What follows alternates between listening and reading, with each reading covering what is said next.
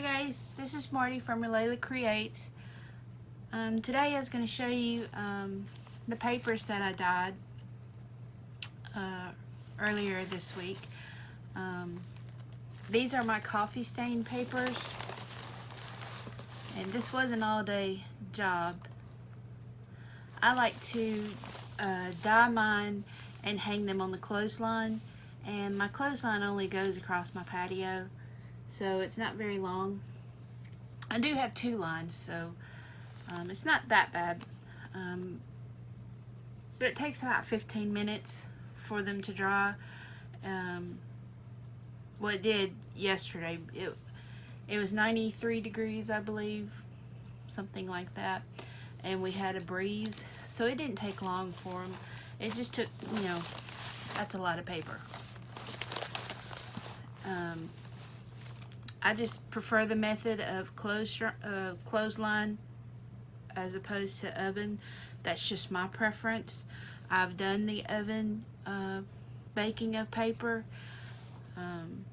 It works. It's fine. It's just not, to me it takes longer for me to do that than it does for me to hang them on the line, and you have to sit there and watch them.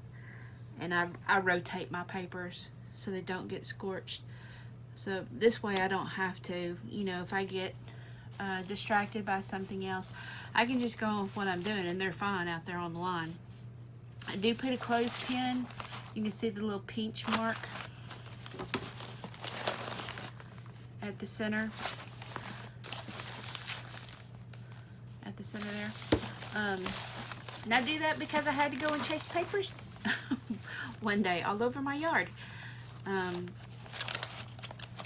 not worried about it. I do iron my papers. I leave a few that's not ironed in case I wanted them for layering on tags and pockets and things like that, because I like how fluffy the paper gets, wavy the paper gets.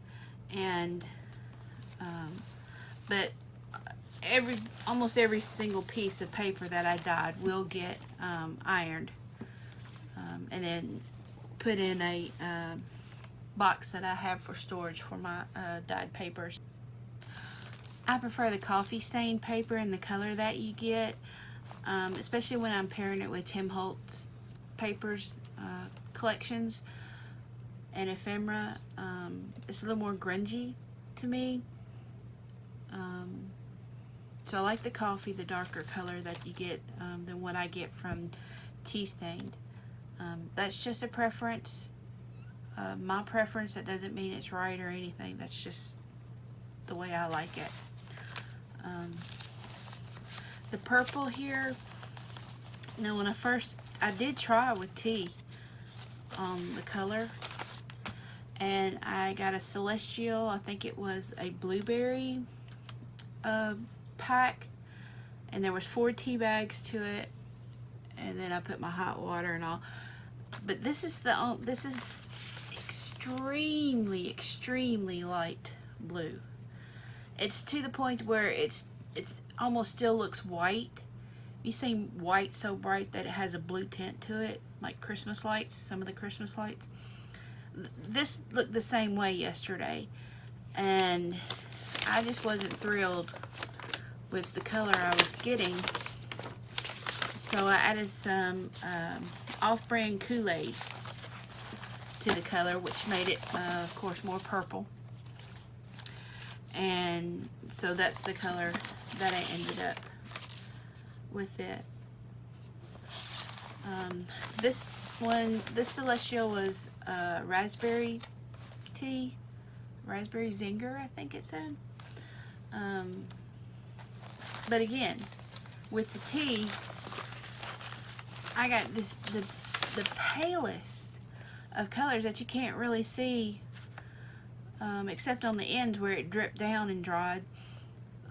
You can't really see the color in the middle, and I wanted something a little more vibrant, and so I added cherry Kool-Aid to it, and so I was pleased with the pink that this came out. And some of the pages you can see where I added the Kool-Aid into the mix, into the bath, and how it affected the paper. And I really like that effect that it gave me. So that's what I did with all of these. And these were all coffee, Kool-Aid, and tea dye. Okay, and I did do some dyeing with Rit dye. You can tell where I hung it up on the line portrait, and where it dripped down to the edge because it made a darker edge. Now I used 4 different dyes, and I did front and back, so I have different ones to choose from. There was a aquamarine, green, purple, and denim were the colors that I had. And I just had these in a spray bottle, and I just varied the spray from a mist to a stream, and stood back and get you closer so you can see these, and stood back and just sprayed the papers to see what I would get. And I really like it. I did wait for in between each spray to let each layer dry. So this actually was an overnight project because I started it late last night and then finished it up this morning. And I really like the effects that I got. You can see the layers of colors on it. Looking close at it, you can kind of see which layers came first and which came last.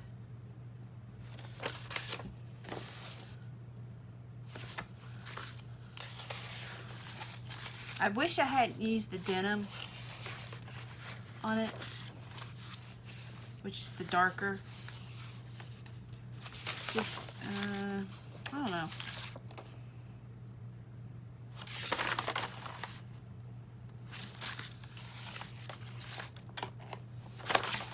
But each one is different. I like that one a lot. So that's a fun way to experiment in dyeing your papers. Just do it a different way. And this one was further away from me. You can tell by the angle at which I was squirting. I stood in one spot so I get, and then I would shoot, you know, I would spray, you know, in a fan kind of motion across the line of papers hanging there. And you can tell this is one of the end pieces because of the way it goes off to the side. And of course the other side I was facing each one. Anyway, these were the papers,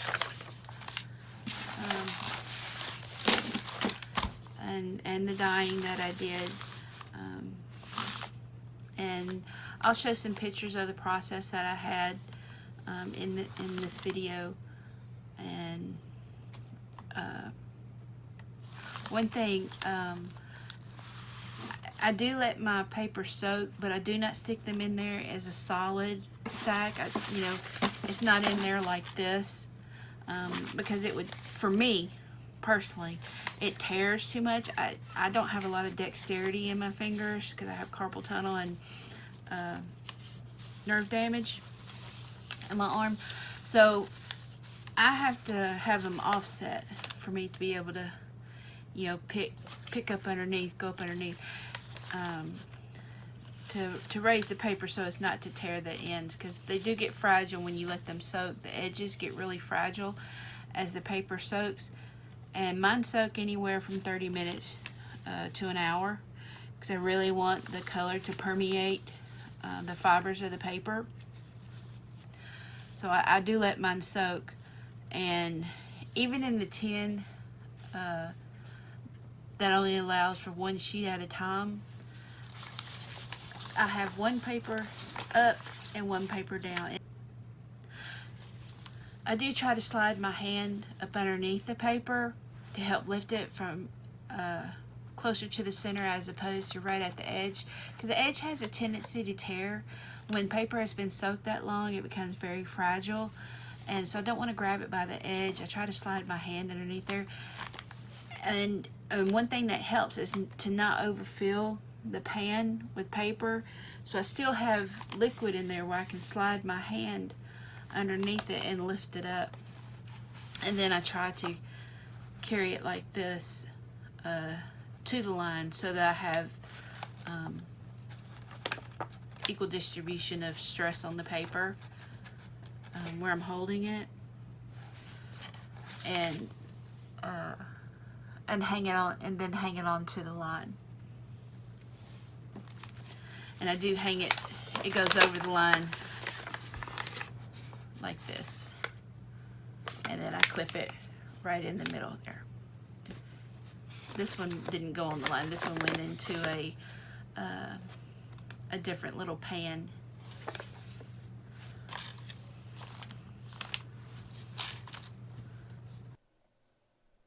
This is the coffee that I use. It's from the Dollar Tree. It's just instant coffee, nothing major.